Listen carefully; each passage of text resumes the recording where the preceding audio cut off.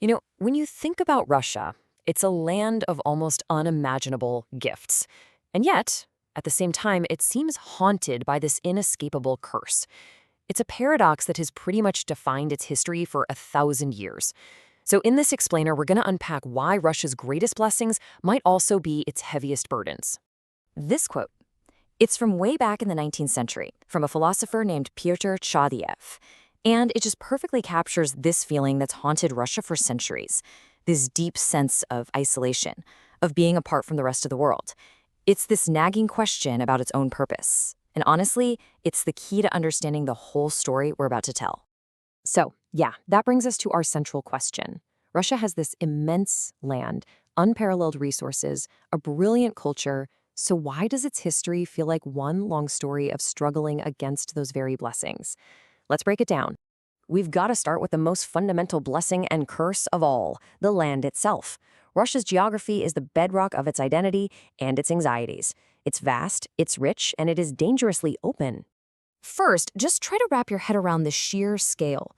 Russia covers 1/8 of the entire planet's land, spanning 11 time zones.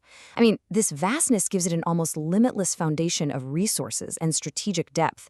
But, and this is a big but, that size comes with a hidden cost. And this is the core paradox of Russia's geography. On one hand, you've got a literal treasure chest of natural resources.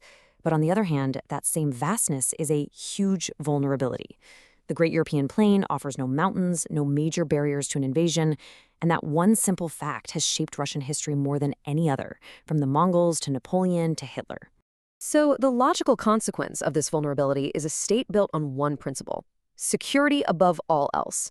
This means military spending is consistently high, and its neighboring countries are often viewed not as partners, but as essential buffer zones, a defensive line against the next potential threat. This security-first mindset is absolutely key to understanding Russia's actions on the world stage.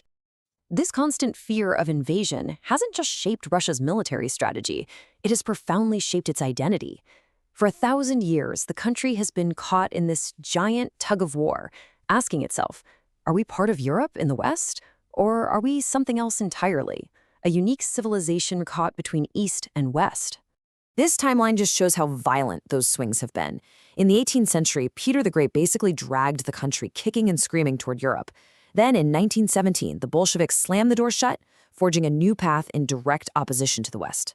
After the Soviet collapse, Russia swung back wildly with shock therapy. And today, well, we're seeing another turn away from the West. And look, this isn't just some abstract debate, it's a real shift in how Russians see themselves. In 2008, over half the population saw Russia as a European country. By 2022, that number had plummeted to just 29%. We are literally watching a nation redefine its own identity in real time. And here's the consequence. You just can't build a stable society on shifting sands. Each time Russia swings, it tears down the foundations built by the previous generation.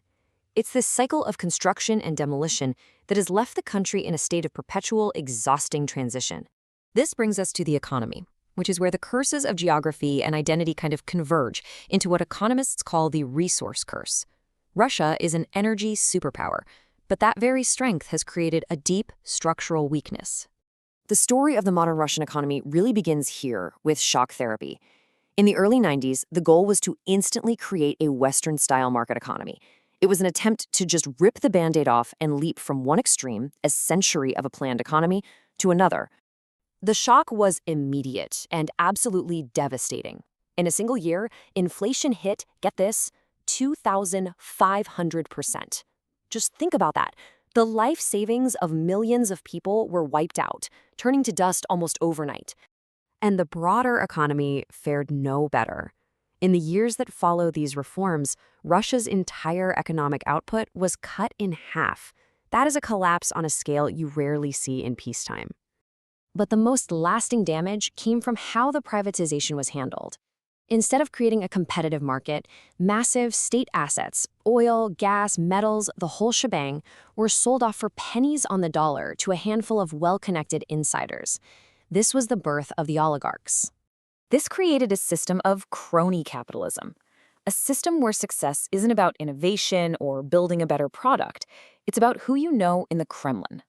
This kind of setup stifles real competition and just entrenches the power of a tiny, well-connected elite. This dependency became crystal clear in the 2000s. Russia's economic recovery was almost perfectly tied to one thing: the rising price of oil. When global oil prices were high, the Russian economy boomed. When they fell, the economy faltered.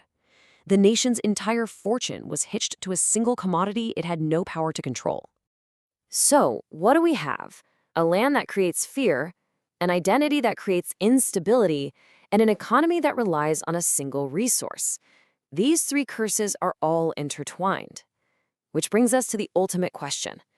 Is Russia doomed to repeat these patterns, or can it find a way to escape its own history? This table really synthesizes everything we've talked about. The blessing of resources leads straight to the curse of security anxiety. The blessing of a unique identity leads to the curse of unstable policy.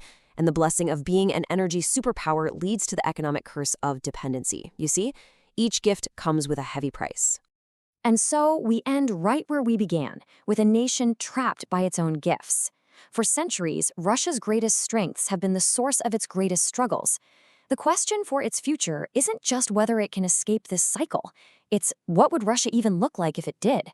What does a country become when it finally learns to live with its blessings instead of fighting against them?